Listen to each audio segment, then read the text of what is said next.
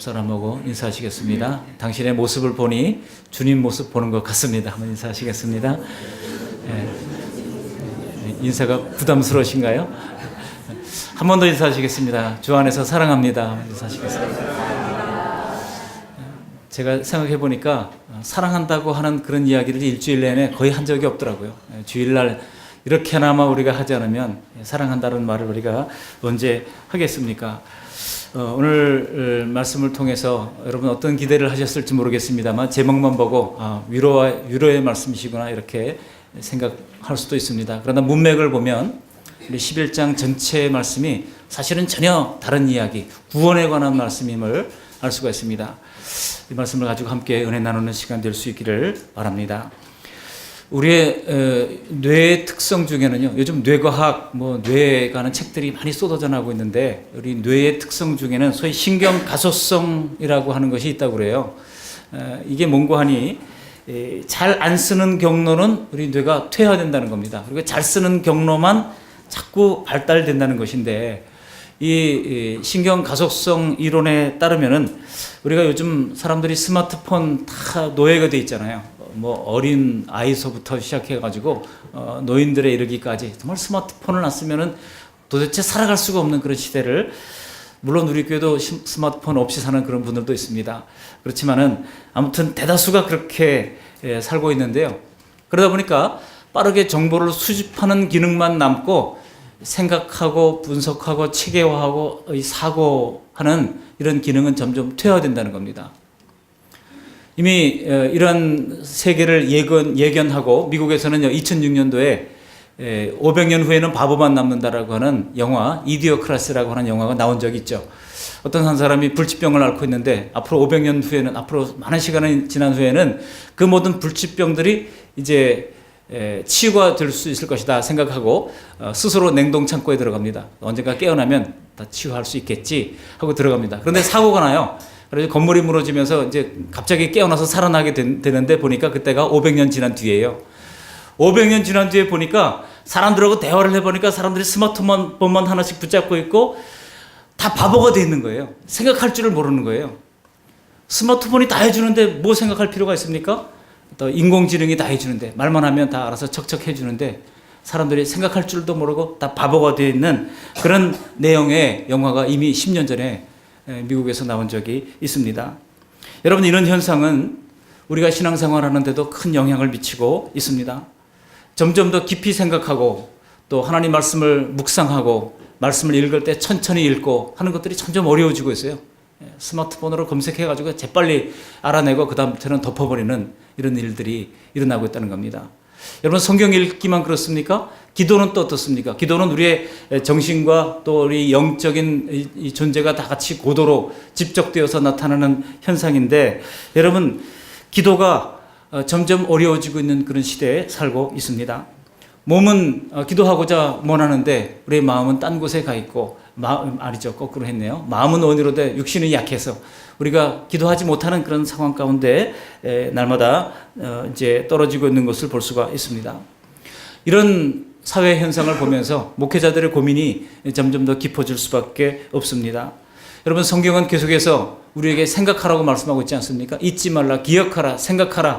계속해서 성경은 우리에게 생각을 하라고 말씀하고 있는 가운데 지금 이 사회는 그것과는 거꾸로 가고 있는 것을 알 수가 있습니다.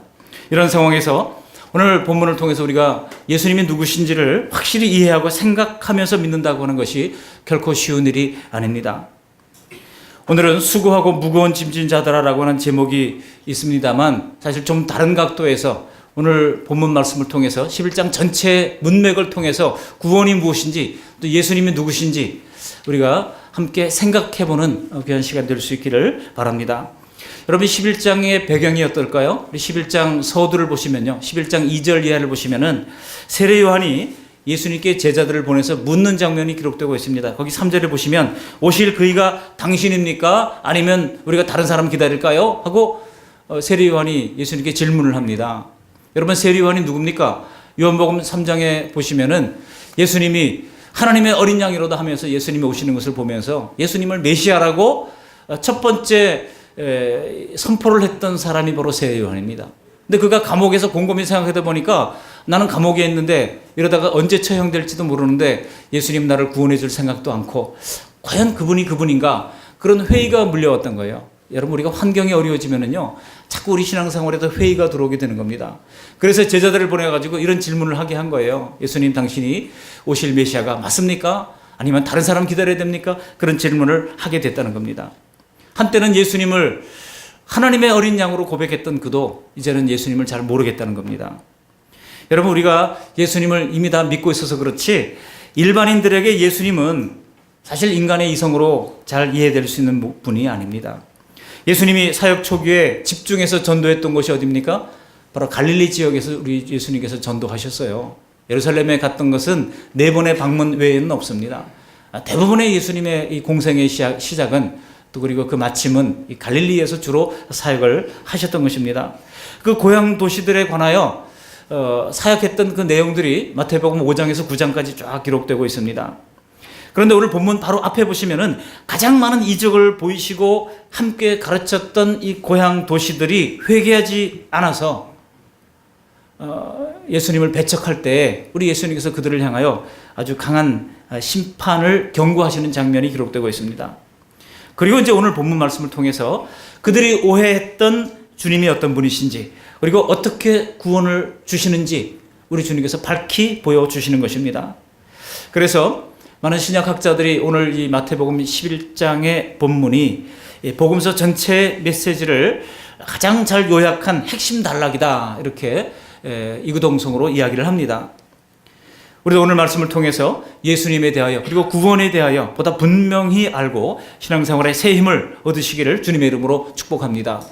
오늘 말씀을 통해서 3가지 대지로 은혜를 나누고자 합니다. 첫 번째는 구원의 주체가 누구인가라는 질문을 하면서 함께 은혜를 나누고자 합니다. 그리고 두 번째는 어린아이와 같은 믿음이라고 하는 것이 과연 무엇인지를 살피겠습니다. 우리가 마지막으로는 예수님이 주시는 멍에와 짐이 무엇인지를 살피면서 우리에게 주시는 은혜를 나누고자 합니다. 첫 번째로 구원의 주체는 누구일까요? 오늘 본문을 잘 보시면 구원의 주체가 사람이 아니라 하나님이신 것을 먼저 말씀하고 있습니다. 예수님이 복음을 전하셨을 때 사람들은 2가지 반응을 보였어요. 한 그룹은 예수 그리스도를 구주와 주님으로 믿어서 인정했습니다. 또 그런가 하면 또 다른 그룹은 예수님을 믿지 않고 비난하기만을 했습니다. 이 영접과 비난, 이건 뭐 오늘날도 똑같지 않습니까? 우리가 전도하러 나가보면은 그렇잖아요. 아주 수고하십니다. 그렇게 하면 얼마나 힘이 납니까? 그리고 우리가 전도 용품 나눠줄 때 그걸 잘 받으면 얼마나 기쁩니까? 감사하잖아요. 그런데 어떤 사람들은 절대로 안 받으려고 그래요. 커피 한 잔 나눠주려고 그래도 됐어요 하고 안 받고 뭐를 줘도 됐어요. 필요 없다는 거예요. 여러분, 그럴 때 우리 마음이 참 상하게 되죠. 우리가 왜 우리는 믿는데 왜 저 사람들은 믿지 않는지 여러분 그런 궁금증을 가지게 됐을 겁니다. 그 대답을 오늘 본문 25절에서 이렇게 이야기를 하고 있어요. 우리 25절 말씀 함께 읽어보시겠습니다. 그때 예수께서 대답하여 이르시되 천지의 주제이신 아버지여 이것을 지혜롭고 슬기는 자들에게는 숨기시고 어린아이들에게는 나타내심을 감사하나이다. 여기 보시면 하나님이 구원자이신 예수님을 누군가에게는 숨기신다는 겁니다. 그리고 누군가에게는 나타내신다는 겁니다. 이 말씀은요, 구원이 사람에게 달린 것이 아니라 하나님께 달려있다는 거예요. 목사님들 만나서 저런 얘기를 해보면 주일날 날씨가 너무 맑으면요 걱정이 된다는 거예요. 왜? 날씨가 너무 맑고 좋으면 사람들이 들로 산으로 또 꽃 구경한다고 다 가버려가지고 텅 빈다는 겁니다. 저도 오늘 걱정했어요. 날씨가 맑다는데. 근데 약간 춥다 그러니까 조금 약간 안심했는데 너무 맑고 따뜻하고 그러면 다 아마 들로 산으로 나가게 될 겁니다. 근데 그럼에도 불구하고 우리가 예배 자리를 지킨 이유가 무엇입니까? 여러분, 내 의지로 된 것일까요? 우리는 내 의지로 된 것이라고 생각할지 모르지만 성경적 대답은 그것이 아닙니다. 하나님이 우리를 선택하셨기 때문이라는 거예요. 하나님을 예배하러 오는 선교가 무엇입니까? 열방으로 예배하게 하는 것이 선교의 이 정의입니다. 열방으로 하여금 하나님을 예배하게 하는 것. 그러니까 우리는 하나님을 예배하는 그런 하나님의 택한 백성으로서의 모습으로 지금 살고 있는 것입니다. 여러분, 이것을 인정하는 것이 바로 신본주의예요. 그러나 이것을 받아들이지 못하는 것이 바로 인본주의라 할 수 있습니다. 하나님이 근본이 아니고 사람이 중심이고 사람이 근본이라고 생각하는 것이 바로 인본주의인 것입니다. 그런데 여러분, 사람이 먼저가 아니라 모든 존재의 제1원인인 하나님이 먼저인 것을 우리가 인정할 수 있기를 바랍니다. 하나님 없이 사람을 이롭게 할 수 있는 완전한 세상 제도는 세상에 없습니다. 우리가 처음에 예수 믿을 때는 우리는 그 인본주의를 가지고 있을지 모릅니다. 그러나 그 인본주의 믿음에서 출발했다 하더라도 성경을 배우면서 주님을 따르는 중에는 반드시 신본주의적인 믿음으로 바뀌어야 하는 것입니다. 구원의 길은 인간의 지혜로 알 수 있는 것이 아니기 때문입니다.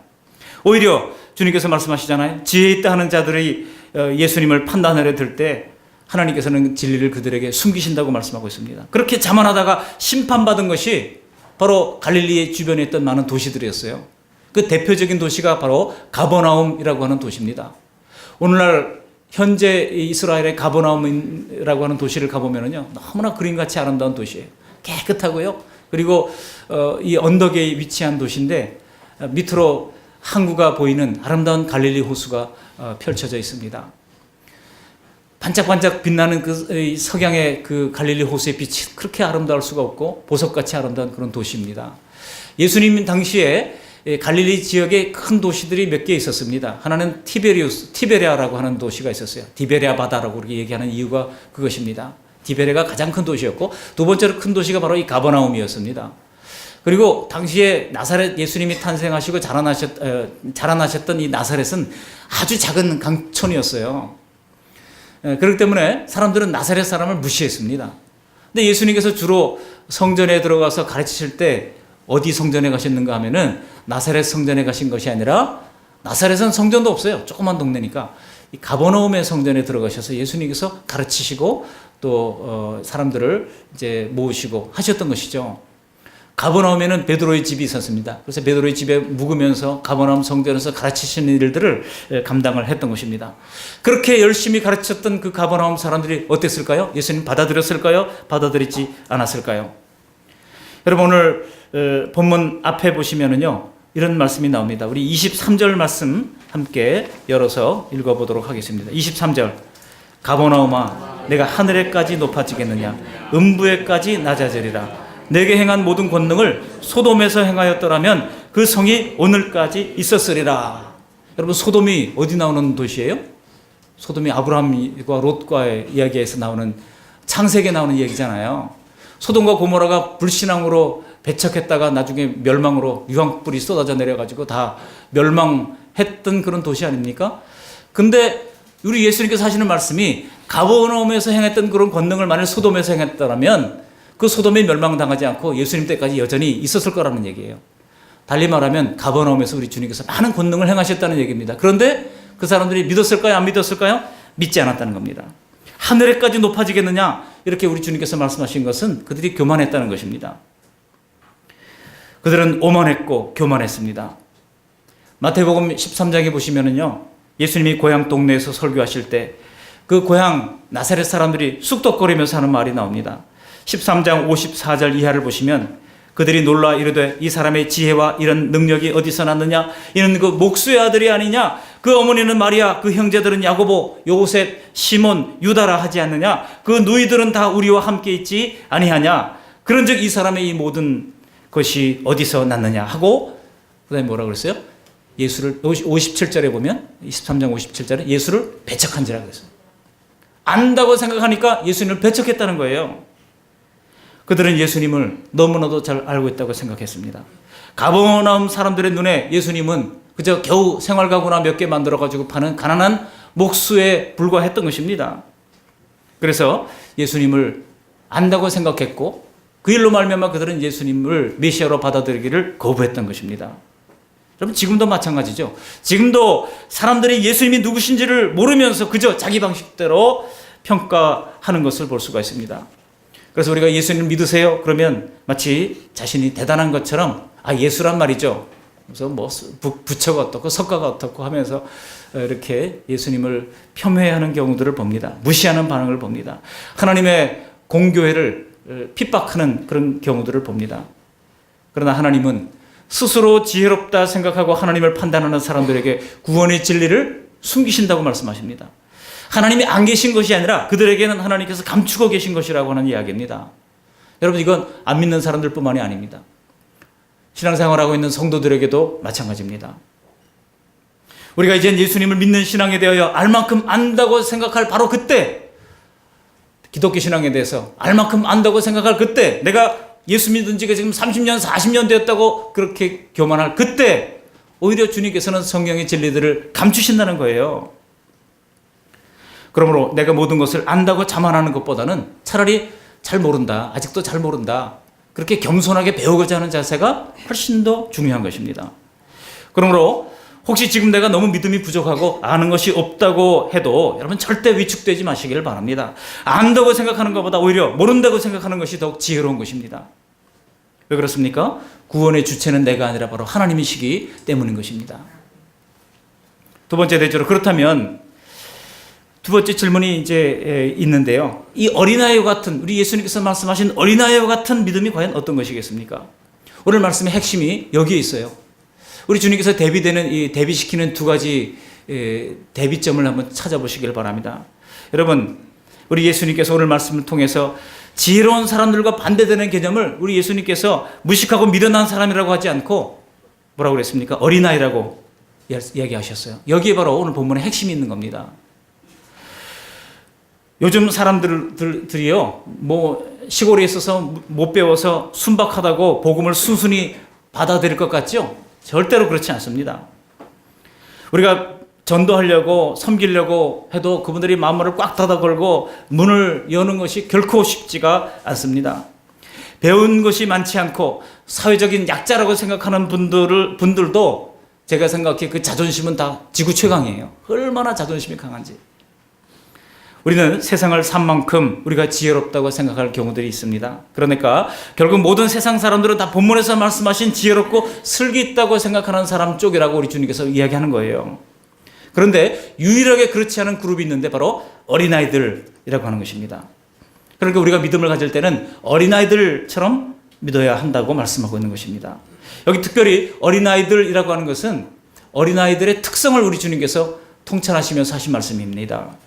여러분, 어린아이들의 특징이 무엇입니까? 어린아이들은요, 잘 받아들입니다. 우리 주일학교 선생님들이 어린아이들에게 주의 말씀을 가르칠 때 그 어린아이들에게 논리적으로, 학문적으로 그거를 다 풀어서 설명하고 가르치지 않잖아요. 그냥 성경 말씀대로 예수님이 부활하셨대요. 성령님이 우리 마음에 오셨대요. 하나님이 교회를 사랑하신대요. 그거 가르치면은 중요한 것은 무엇입니까? 어린아이와 그 아이들, 그 선생님과의 관계가 좋은 관계로 형성되어 있으면, 그죠? 일단 그 관계가 형성되면 아이들은 무조건 다 받아들이는 것입니다. 이런 아이들의 수용성이 있다는 것입니다. 우리 주님께서 말씀하십니다. 천국을 어린아이처럼 받아들이는 자가 주님께서 그들에게 깨닫게 하시고 하나님 말씀을 그들에게 허락하시고 구원을 베푸신다고 말씀하고 있는 것입니다. 이 어린아이 특징이 또 하나 있어요. 수용성뿐만 아니라 의존성이라고 하는 것이 있죠.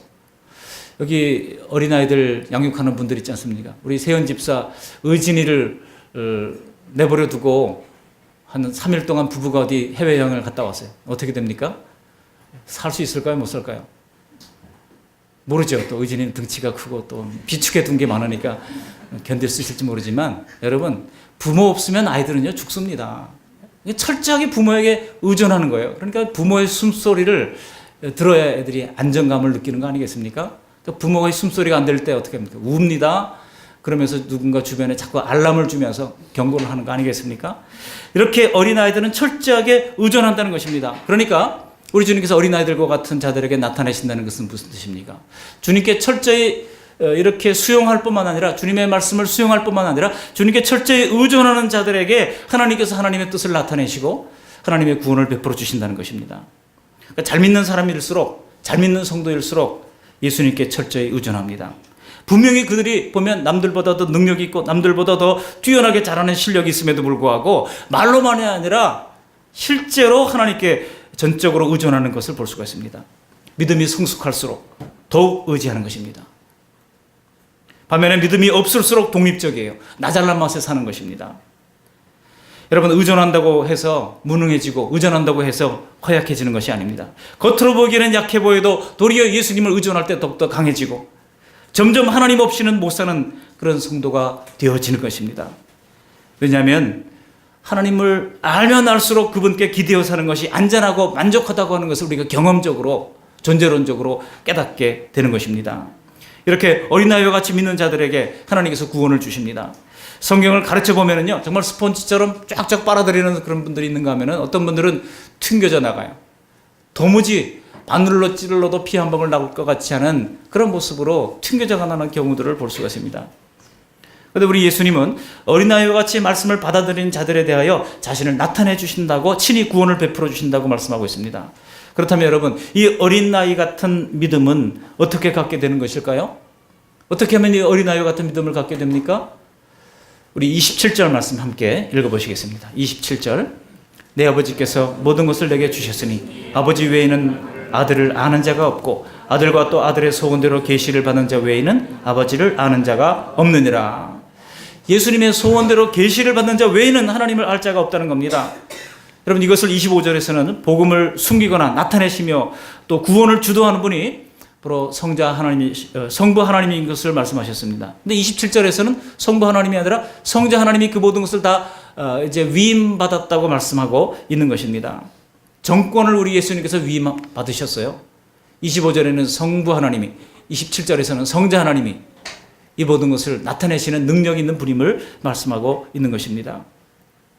아들의 소원대로 계시를 주신 사람 외에는 아버지를 아는 자가 없다고 또한 말씀하십니다.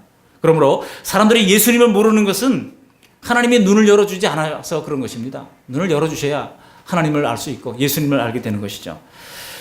여러분, 예수님은, 하나님은 또 성령님과 더불어서 삼위일체 하나님 아니십니까? 그래서 우리가 어느 한 존재만 알고 예수님은 아는데 하나님은 모를 수가 없어요. 그 당시에 바리새인과 서기관들과 또 이 가버나움 사람들은 하나님을 안다고 생각했지만 예수님을 몰랐다고 하는 것은 무엇입니까? 실은 그들이 예수님도 몰랐다는 것입니다. 하나님도 몰랐다는 것입니다. 하나님을 알았다면 예수님은 모를 리가 있겠습니까? 하나님과 예수님은 본질적으로 일체요 한 분이신데 모를 수가 없는 것입니다. 그래서 우리가 예수님을 알아야 하나님도 알 수가 있는 것입니다. 그가 예수님을 알고 있다면 그 사람은 분명히 성부 하나님을 잘 알 수 있습니다. 단순한 믿음이라고 하는 것은 구원의 원리에 대해서 무지한 것과는 다릅니다. 이것은 말씀을 받았을 때 어린아이같이 그것을 믿고 받아들이는 것을 말씀하고 있는 것입니다. 우리 모두가 항상 이런 어린아이와 같은 마음으로 말씀을 잘 받고 순종하여 더욱 주님께 기대어 살아가는 그런 복된 인생 되시기를 주님의 이름으로 축복합니다.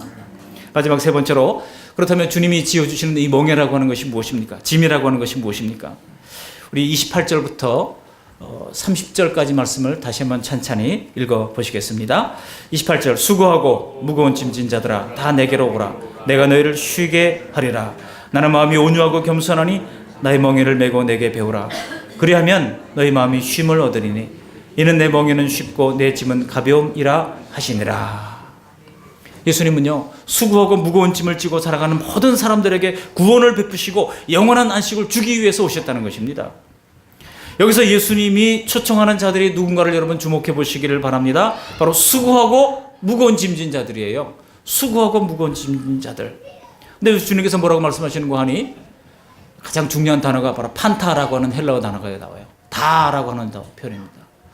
수고하고 무거운 짐진들아 다 내게로 오라 그랬어요. 다. 여러분, 이것은 예수님께서 이런 말씀을 하셨을 때 당대 서기관과 랍비들에게도 이게 큰 논란거리였습니다. 그리고 신학자들도 지금 이 문제를 가지고 아직도 토론을 하고 있어요. 이 다라고 하는 문제가 뭔가. 왜냐하면 앞에서는요, 어떤 사람에게는 하나님께서 구원의 비밀을 감추시고 어떤 사람에게는 나타나신다고 그랬잖아요. 그런데 우리 주님께서 초청은 다 초청을 하신다고 말씀하고 있는 것입니다.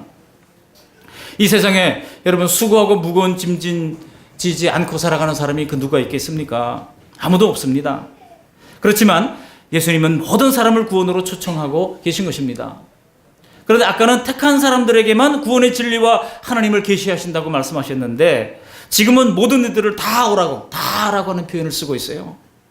우리가 성경을 볼 때에 디모데전서 2장 4절에 하나님은 모든 사람이 구원을 받으며 진리를 아는 데 이르기를 원하시느니라. 하나님의 소원은요, 모든 사람이 다 구원받는 거예요. 한 사람도 낙오되지 않고 구원받는 거예요. 그렇지만 그렇습니까? 제한적 속죄라고 하는 것이 있어요. 다 속죄받는 것이 아니라는 겁니다. 하나님의 택한 사람만 속죄받고 하나님의 택한 사람만 믿음에 이른다고 또 말씀하고 있잖아요. 여러분, 이것을 우리가 일견 모순되어 보이는 것 같은 이 말씀을 우리 인간의 논리로 다 이해할 수는 없습니다. 여러분, 이럴 때 하나님께서 주시는 말씀이 바로 신명기 29장 29절의 말씀이에요. 거기 전반부에 보시면 이렇게 말씀하고 있습니다. 감추어진 일은 우리 하나님께와 우리 하나님 여호와께 속하였거니와 나타난 일은 영원히 우리와 우리 자손에게 속하였나니라고 말씀하고 있습니다. 감추어진 일은 하나님의 신비에 속한 일이라고 하는 거예요. 그렇지만 나타난 일, 즉 하나님께서 우리에게 계시해 주신 것은 우리에게 속한 것이라고 말씀하고 있습니다. 달리 말하면 우리가 알 수 있는 것은 하나님이 우리에게 계시해 준 것만큼만 알 수 있다는 것입니다. 하나님이 계시해 주지 않은 것을 억지로 풀다가 스스로 망하는 자들이 있다고 베드로전서 1장 21절 이하는 말씀하고 있습니다. 그러니까 우리는 겸손해야 됩니다. 하나님이 계시해 준 것 안에서 그 안에서 우리가 그 말씀을 아멘으로 받아야 돼요. 하나님이 계시해 주지 않았는데 억지로 풀려고 이렇게 호기심을 가지고 하는 것을 불경건한 호기심이라고 얘기합니다. 여러분, 세상에 온갖 종류의 이단들이 다 이 불경건한 호기심을 가지고 짜맞추어 가지고 말씀을 왜곡하다가 많은 사람들을 절망으로 빠뜨리고 있는 경우들을 우리가 보게 되는 것입니다. 그러므로 우리는 하나님 말씀을 볼 때 항상 겸손해야 됩니다. 하나님이 내게 계시해 준 것만큼만 알 수 있다. 이것을 우리가 알아야 돼. 나머지 부분은 하나님의 신비에 맡기는 자세가 필요합니다. 여러분, 예컨대 성령으로 우리가 거듭났다 그러는데 성령으로 거듭나는 것이 눈에 보입니까? 안 보입니까? 눈에 안 보입니다. 오늘 본문 말씀이 서로 상충되고 모순되어 보이지만은 우리는 어린아이처럼 말씀하신 대로 계시해 준 것만큼만 믿을 수밖에 없습니다. 그런데 중요한 것은요, 우리가 믿으면 알게 됩니다. 믿으면 보게 됩니다. 세상 사람들은 알면 믿겠다, 보여주면 믿겠다 하지만 성경은 그 순서가 바뀌었어요. 믿으면 보여주고 믿으면 알게 된다는 것입니다. 여러분, 먼저 믿는 것이 중요합니다. 믿음으로 어린아이처럼 받아들이시고 따를 때 하나님께서 주시는 명료하게 우리 구원의 진리를 깨닫게 해주시고 확신하게 해주시고 그리고 또한 이제 보게 해주시는 그런 은혜를 누리시기를 주님의 이름으로 축복합니다. 내가 구원의 진리를 깨달았고 믿고 있고 하나님을 알게 되었다면 그것은 전적으로 하나님께서 선택하시고 자신을 우리에게 나타내 주셨기 때문입니다. 신실한 믿음의 성도들은 누가 가르쳐주지 않아도 이 사실을 턱 압니다. 내가 스스로 와서 자발적으로 예수님을 믿은 것이 아니라 이 믿음조차도 주님께서 나를 선택해 주셨고 이제 주님의 은혜로 말미암아 내가 믿게 되었다고 고백할 수밖에 없다는 것입니다. 이것을 깨닫게 된 사람들은 그래서 구원받음이 오직 하나님의 은혜였다고 고백하고 있는 거 아니겠습니까? 사도 바울이 고린도전서 15장 10절에서 그러나 나의 나 된 것은 하나님의 은혜로라고 말씀했던 이유도 바로 그것입니다. 아직 구원의 진리를 다 모르고 믿음도 없고 하나님과 예수님을 지식으로 배우고 있는 중이라면 여러분, 오늘 초청을 깊이 생각하시기를 바랍니다. 수고하고 무거운 짐진 자들아 다 내게로 오라 그랬어요. 내가 너희를 쉬게 하리라. 그러므로 오늘 성경 말씀처럼 스스로 마음을 결단하시고 예수님 앞에 나가서 단순하게 받아들이고 믿으면 되는 것입니다. 그러면 믿는 자에게 주시는 영원한 안식을 선물로 준다고 말씀하고 있는 것입니다.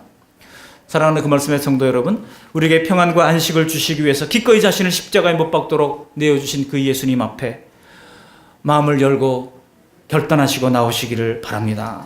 우리는 다 지치도록 수고하고 허리가 휘도록 힘겨운 짐을 지고 살아가고 있지 않습니까? 여기 오늘 우리 가운데 짐이 없는 사람이 그 누가 있겠습니까? 학생들은 학생들대로 늘 공부의 짐이 짓눌려 살아가고 있습니다. 젊은이들은 젊은이들대로 직장에서 시달리고 막연한 미래에 대한 불안감을 가지고 삽니다. 장년들은 장년들대로 가족 부양의 짐을 지고 삽니다. 노년은 노년들대로 질병과 죽음의 짐이 무거워지는 것을 체험하며 살아가는 것입니다. 주부들은 주부들대로 자녀 양육과 생활고의 짐을 지고 살아갑니다. 그래서 우리는 늘 지쳐 있습니다. 혹시 안 그런 분 있습니까? 그렇지 않은 분들이 있다 할지라도 그분들 보면은요, 이 생의 불안과 막연한 두려움의 짐을 다 지고 살아가고 있어요. 이것이 바로 죄의 짐이라고 하는 것입니다. 왠지 벌 받을 것 같고 왠지 죽음이 두려운 것입니다. 그래서 우리 주님께서는 무거운 죄의 짐을 진 우리 모두를 부르시는 것입니다. 그 모든 짐을 벗기시고 주님께서 주시는 참된 안식을 주시겠다고 말씀하고 있는 것입니다. 너희 마음이 쉼을 얻으리니, 이 마음이 쉼을 얻는다고 하는 것은 이것은 구원입니다. 여러분, 창세기에 나오는 안식은요, 구원이에요. 구원을 다른 말로 안식으로 표현한 것이라고 얘기할 수가 있는 것입니다. 가나안 땅은 안식의 처소였죠. 가나안 땅에 들어간다고 하는 것은 바로 천국 구원을 우리가 상징적으로 보여주는 대목이라고 할 수 있습니다.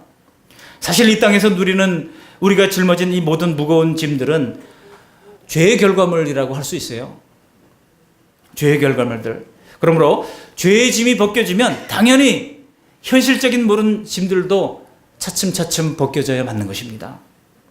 그래서 먼저 예수님의 십자가에 내 죄의 대가를 다 치르셨다고 하는 것을 우리가 성령을 통해서 깨닫고 단순히 어린아이처럼 받아들이고 신뢰하면서 믿을 때 우리는 그 모든 죄의 짐이 우리 어깨에서 툭하니 떨어져 나가고 가벼워지는 것을 경험하게 될 것입니다.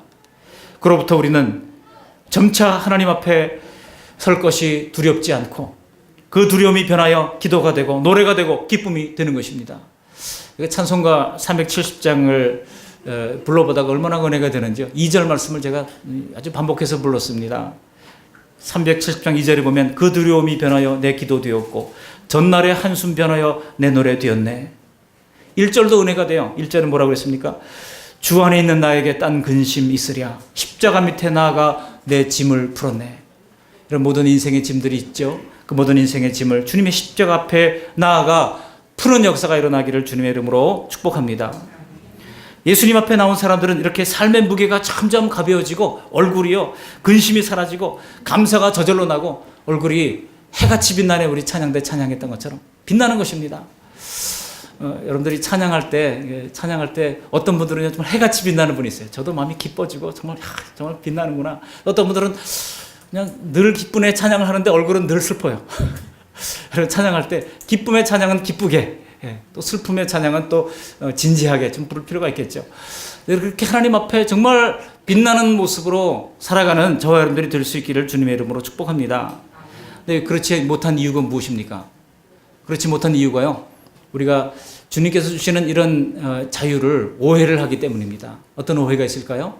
그 오해가 바로 29절을 오해를 하는 것입니다. 우리 29절 말씀 함께 읽어보시겠습니다. 나는 마음이 온유하고 겸손하니 나의 멍에를 메고 내게 배우라. 그러면 너희 마음이 쉼을 얻으리니 이는 내 멍에는 쉽고 내 짐은 가벼움이라 하시니라. 예수님 앞에 나왔지만 여전히 과거의 죄성대로 살아간다면 죄의 짐들이 계속해서 얹혀지고 더 얹혀져서 그 무거운 짐을 못 벗고 힘겹게 신앙생활하게 되는 것입니다. 신앙생활을 하고 있지만 왠지 힘들어요. 그런데 여러분, 우리의 모든 죄는 이미 예수님의 십자가에서 사해졌기에 이제 그 죄의 습관에서 돌이켜서 예수님이 주시는 멍에를 메고 배우라는 겁니다.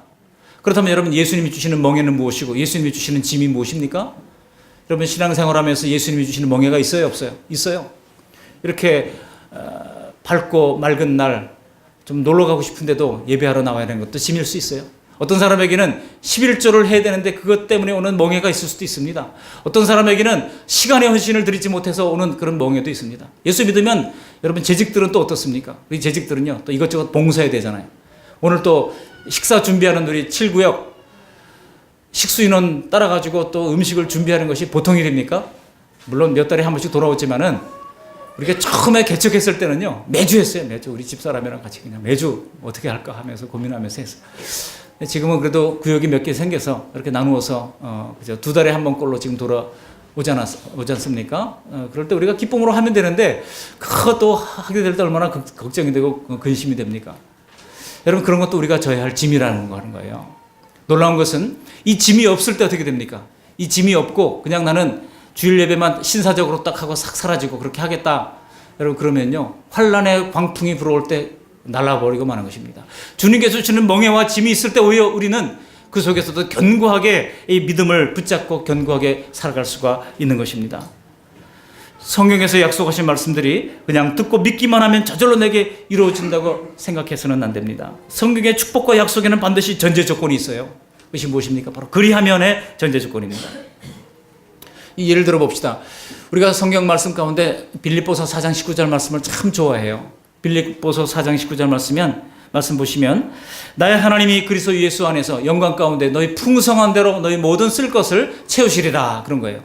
너희 풍성한 대로 너희 모든 쓸 것을 채우신다니까 사람들은 너도 나도 이 말씀을 암송하면서 지갑에 포켓에 넣어가지고 다니면서 하나님 풍성한 대로 채워주세요. 채무도 줄어들고 좀 안전사고는 없도록 막아주시고 하나님께서 좀 번성케 하셔서 많은 사람들에게 나눠줄 수 있는 복을 달라고 우리가 기도하잖아요. 근데 성경은요, 이게 그냥 이루어지는 것이 아니라고 말씀합니다.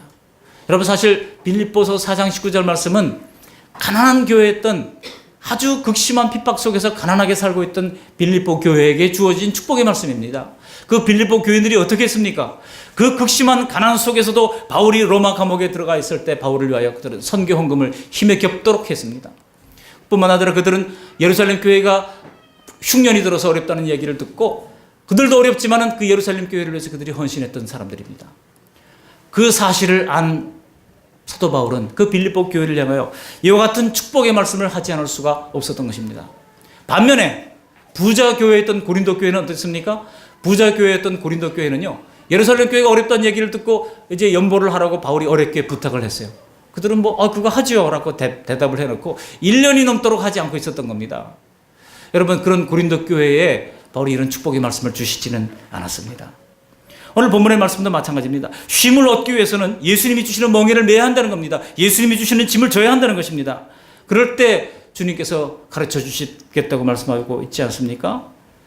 쉼을 얻기 위해서는 예수님의 멍에를 메고 예수님께 배우라고 하시잖아요. 그리하면 그랬어요. 그리하면 우리는 이 그리하면의 선행 명령을 먼저 행해야 하는 것입니다. 그리하면 너희 마음이 쉼을 얻으리니 했습니다. 우리는 죄의 멍에를 내려놓은 다음에 반드시 하나님께서 지어주시는 멍에, 예수님께서 지어주시는 멍에를 메고 배워야 합니다. 그렇다면 예수님이 짊어지셨던 멍에가 무엇입니까? 예수님의 멍에가 무엇일까요? 십자가입니다. 그렇습니다. 십자가가 예수님의 멍에입니다. 우리를 구원하기 위해서 또 성육신하신 그 예수님의 십자가의 낮추심, 예수님의 자기 비하라고 하죠. 또 무지하여 예수님을 버린 그런 사람들을 조차도 끝까지 사랑으로 품으셨던 그 주님의 사랑, 그 주님의 멍에를 우리도 매라고 하는 것입니다. 우리가 하나님을 사랑하는 것은 쉬울 수 있어요. 그러나 사람을 사랑하는 것이, 가시도 친 사람을 우리가 품으라고 하는 것이, 피를 흘리면서 그 사람을 품으라고 하는 것이 쉽겠습니까? 쉽지 않아요. 여러분, 예수 믿고 신앙생활하는 것이 쉽지 않은 이유가 여기 있습니다. 꼴 보기 싫은 사람들이 꼭 어느 그룹이나 있기 마련이에요. 그래서 여러분, 구역 편성할 때 목사님 제발 저 인간하고는 저를 같이 같은 구역에 넣어주지 마세요. 그런 협박성 이제 요청이 들어오는 이유가 무엇입니까? 도무지 나랑 맞지 않아가지고 그저 말씀이 들어오지 않고 저 사람은 옆에 있으면 너무 힘든 거예요. 여러분, 그러나 기억하시길 바랍니다. 그게 주님의 장치라고 하는 것을 기억하시길 바랍니다. 그 속에서 우리가 빚어지고 그 속에서 우리가 달아지면서 그저 모난 성품들이 둥글둥글 그렇게 변화되어지도록 주님께서 만들어주신 장치라고 하는 것을 기억하면서 그 주님의 멍에를 우리 기꺼이 지고 갈 수 있는 성숙이 있기를 주님의 이름으로 축복합니다. 우리가 어린아이같이 순종하는 마음으로 이것을 배우고자 하면 성령께서 절반은 도와주시기 때문에 쉽다고 하는 것입니다. 내 힘으로 할 수 없어요. 그러나 주님께서 도와주신다는 거예요. 말씀을 정리합니다. 우리의 구원은 바로 하나님께 달려 있습니다. 나에게 달려 있는 것이 아닙니다. 또 우리가 오늘 수고하고 무거운 짐진 자들을 영원한 구원의 안식으로 초청하시는 이 주님의 음성을 우리는 어린아이처럼 수용하시기를 바랍니다. 그리고 어린아이처럼 의존하시기를 바랍니다. 그리고 이 세상과 미디어와 인터넷의 그물에 옴짝달싹 못하고 붙잡혀 세월을 보내지 마시고 세월을 아껴서 경건의 훈련을 기꺼이 해가시기를 바랍니다. 어떻게 하면 됩니까? 겸손과 온유를 가르치시는 주님의 멍에를 기꺼이 메시고 하나님을 사랑하고 이웃 사랑하라고 말씀하시는 주님의 짐을 기꺼이 지시고 항상 예수님 안에서 쉼을 얻고 영원한 안식을 얻는 복된 믿음의 생애가 되시기를 주님의 이름으로 축원합니다. 아멘. 고맙고 감사하신 하나님, 오늘도 귀한 말씀을 들려주셔서 고맙습니다. 구원의 주체는 사람이 아니라 하나님이신 것을 겸허히 인정할 수 있도록 도와주시고 어린아이 같은 믿음으로 하나님의 말씀을 그대로 받아들일 수 있도록 도와주시고 하나님께 전적으로 의존하며 순종하며 살게 도와주시옵소서. 그리하여 예수님이 오셔서 예수님의 멍에를 메고 배우는 사람들에게 주시는 마음의 쉼과 평안을 누리는 복된 인생 다 되게 하여 주시옵소서. 예수님 거룩하신 이름으로 감사하며 기도합니다. 아멘.